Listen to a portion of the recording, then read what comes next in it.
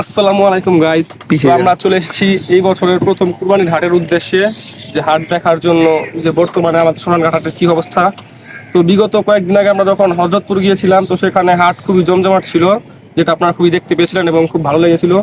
তো অনেকেই কমেন্টস করেছিলেন যে ভাইয়া শ্মশানঘাট হাটের কি অবস্থা, তো এখন কি সেটা বসেছে কিনা বা গরু টরু এসেছে কিনা, আপনারা অনেকে বলছিলেন। তো ভাই একটা কথা বলি, যে কোনো হাটই হোক, শ্মশানঘাট হাট তো ভাই আর গাবতলির মতো বা হযরতপুরের মতো, বা হযরতপুর সাপ্তাহিক একদিন হাট, গাবতলী হচ্ছে আপনাদের স্থায়ী হাট যেটা।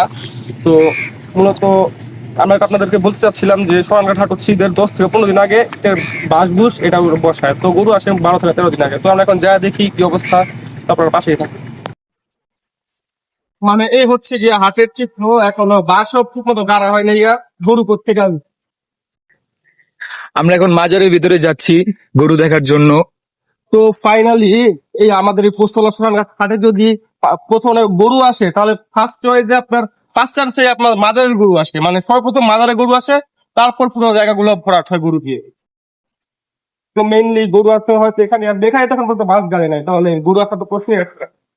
চলেন আমরা দেখে আসি গরু আসছে কিনা। পুরোটা খালি।